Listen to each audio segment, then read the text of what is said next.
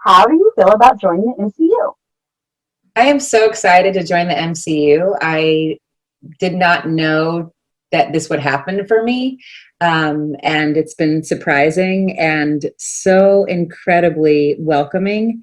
I also had no idea just how big this universe is when I look at my phone right now and I see the people that are blowing me up because I was on episode 5. Just lets me know, however big you think you got, you ain't big till you get into the Marvel universe, okay? I'm just like, wow, really? I thought I was doing pretty well before this, but I guess clearly there was something I had not accomplished, so it feels very good. This one is for both of you. Josh, you can start off with your answer. Marvel Studio is known for playing around in different genres. What genre is She-Hulk, and what can audiences expect from the series? I think She-Hulk's genre is comic book. I think it looks like a comic book playing out on your screen. Like, it's cut in a way where I feel like you're going frame to frame. You're kind of reading from top to bottom, left to right. And I love it. I feel like after 30 minutes, it felt like it flew, but I got a lot of information. I love it. That's what the genre is. It's that half-hour comedy, but yeah, I feel like you're reading a comic book. And Renee, what's your take?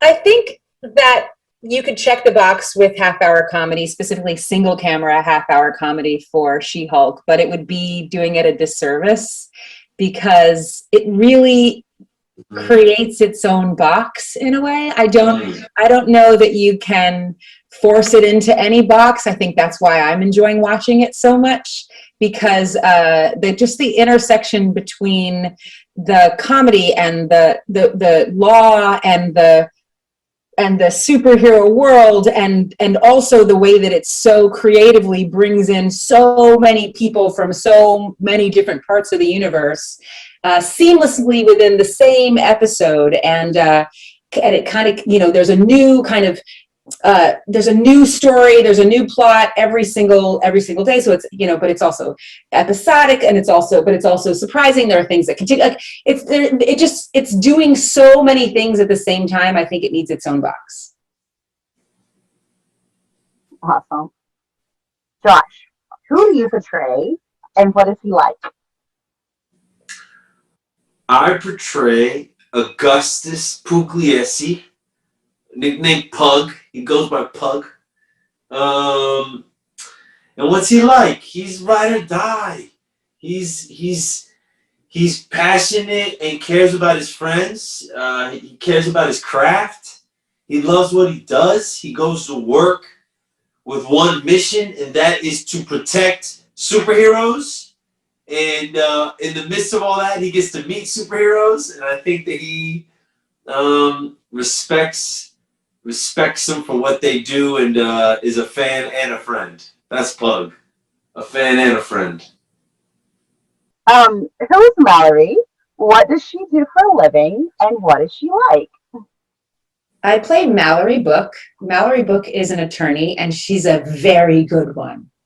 She is famous for having the longest streak of winning cases out of every lawyer, and that's why they call her the face that never lost a case, which is interesting because it's meant as a compliment. But is it her face that won the cases? Let's ask ourselves that question. So I think what's beautiful about Mallory is that she, in this world, she feels that she is a superhero because her record speaks for itself. And to bump somebody else up next to her, who is a superhero and has not proven themselves in this world that we live in, I think is a little jarring for her. But what we learn when we see Mallory is that, there's room for her to, I think, surprise you in terms of who she respects, who she doesn't respect, who she befriends, and who she defends. Josh, what is Pug's relationship like with Jennifer Walters and her bestie, Nikki? What's it like? I think that he's excited that they're there because he admires Jen's work, She-Hulk's work. But I think what's cool about it is that, especially in this episode, you're getting to see their relationship develop even more. You know, you're getting to see Pug and Slick Nick, you know, out off on adventures together. But what adventure to go take care of their girl, to go take care of their friend, you know, and I think that's pretty cool. Renee, describe the relationship between Mallory and Jennifer. I think historically in the comics, Jen is the one that destroys Mallory's winning streak. So there's a definite reason why she would not like her. And in the world that we live in, that hasn't happened. So there's a little bit more room for discovering something potentially new. She definitely is threatened by this person, but not because she's a superhero, perhaps because she's afforded a tremendous amount of kind of leeway and, you know, in this world that maybe Mallory doesn't feel that she's earned. But they are two women in a world where they are fighting for something similar, even if they're not always on the same side. And so I think it's fun to watch them figure each other out. And I love the fact that Mallory is going to make Jen work a little harder for her respect and her trust. Josh, what's it like for you being part of the Marvel Cinematic Universe? It's a dream. It's a dream I didn't even know I had. You know, like it's something that I didn't know to dream this big when I was a kid. You know, I grew up in Orlando, Florida. Nickelodeon Studios was about a 45-minute drive from my house, so that was where my dreams started. Wanted to be on Snick and wanted to be on all that, and so now in this funny thing that we do, new dreams pop up along the way, and of course, you know, you're watching these incredible projects that Marvel is putting out, and you're like, man, that'd be so cool to play in that world one day. And then one day they call you, and here we are, and now we get to talk about it. Every time I turn on Disney Plus to watch something with my family, it's pretty crazy to see the She-Hulk banner right at the top. It's very, very cool. It's very cool. Renee, you touched on this a little bit, but what's the key to playing Mallory? She's tough, intimidating, and yet likable. How do you do that? Oh my goodness.